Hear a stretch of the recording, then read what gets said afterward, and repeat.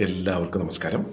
ഇന്നത്തെ ടോപ്പിക്കിൻ്റെ തലക്കെട്ട് ഇങ്ങനെയാണ്: focus your people on what they are best at. ഈ തലക്കെട്ടിൽ തന്നെ എല്ലാ കാര്യങ്ങളും എന്നെ തടങ്ങിയിട്ടുണ്ട്, എന്നാലും ചെറുതായിട്ടൊന്ന് വിശദീകരിക്കാം. പല കമ്പനികളിലും നടക്കുന്ന റിവ്യൂ മീറ്റിംഗ്സ്, ഒരു വർഷത്തിൽ ഒരു എംപ്ലോയി ചെയ്തിട്ടുള്ള കാര്യങ്ങളുടെ നല്ലതും ചീത്തയായിട്ടുള്ള കാര്യങ്ങളൊക്കെ ചർച്ച ചെയ്ത് അവർക്ക് പ്രൊമോഷൻ വേണോ, എന്തെങ്കിലും സാലറി ഹൈക്ക് വേണോ എന്നൊക്കെ തീരുമാനിക്കുന്ന ഒരു മീറ്റിംഗാണ് റിവ്യൂ മീറ്റിംഗ്. കഴിഞ്ഞ ഒരു വർഷത്തിൽ അവർ ചെയ്തിട്ടുള്ള എല്ലാ കാര്യങ്ങളെക്കുറിച്ച് ഡിസ്കസ് ചെയ്യും. ഇതിൽ പലപ്പോഴും പറ്റുന്ന ഒരു പ്രശ്നം എന്താണെന്ന് വെച്ചാൽ, ഒരു എംപ്ലോയി ചെയ്തിട്ടുള്ള തെറ്റുകളെ ചൂണ്ടിക്കാണിച്ചിട്ട് അതെല്ലാം ഇമ്പ്രൂവ് ചെയ്യണം, ഇതൊക്കെ ഒന്നുകൂടെ ഭേദപ്പെടുത്തണം, ഇന്ന കാര്യങ്ങൾ നിങ്ങൾക്ക് അച്ചീവ് ചെയ്യാൻ സാധിച്ചിട്ടില്ല, എന്തുകൊണ്ട്, അതിനെക്കുറിച്ച് ചർച്ച ചെയ്യാനാണ് കൂടുതൽ സമയം അവിടെ ചെലവഴിക്കുന്നത്. പക്ഷെ മറിച്ച് ഇവിടെ പറയുന്നൊരു കാര്യം എന്ന് വെച്ചാൽ, തീർച്ചയായിട്ടും അത് ചർച്ച ചെയ്യേണ്ട കാര്യം തന്നെയാണ്. എന്നിരുന്നാലും എല്ലാ എംപ്ലോയീസിനും അവരുടേതായിട്ടുള്ള ഒരു കഴിവുണ്ടാവും. കുറവുകളെ കുറിച്ചായിരിക്കും നമ്മൾ കൂടുതലായിട്ട് ഫോക്കസ് ചെയ്യുന്നത്. അത് തീർച്ചയായിട്ടും വേണം, അത് നികത്തുകയും വേണം. പക്ഷേ അതിനേക്കാളും ഉപരി നമ്മൾ കൂടുതലായിട്ട് ഫോക്കസ് ചെയ്യേണ്ടത് അവരുടെ കഴിവിനെ കുറിച്ചാണ്.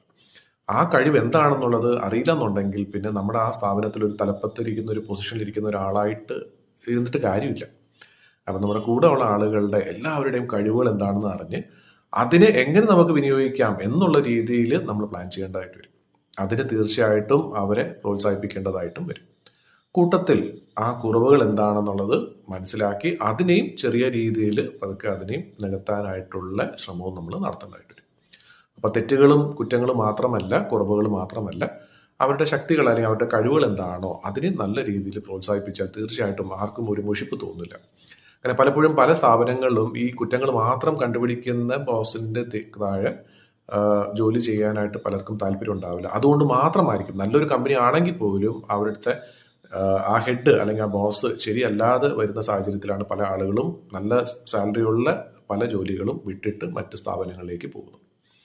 അപ്പം ഇത് ശരിക്കും ഒരു ജോലി ചെയ്യുന്ന സ്ഥാപനത്തിൽ മാത്രമല്ല, നമ്മുടെ ഏതൊരു കൂട്ടായ്മയാണെങ്കിലും വളരെ പ്രധാനപ്പെട്ട ഒരു കാര്യമാണ്. നമ്മുടെ കൂടെയുള്ള ആളുകളുടെ ശക്തി എന്താണെന്നുള്ളത് മനസ്സിലാക്കി അവരെ നല്ല രീതിയിൽ പ്രോത്സാഹിപ്പിച്ചാൽ അവരെപ്പോഴും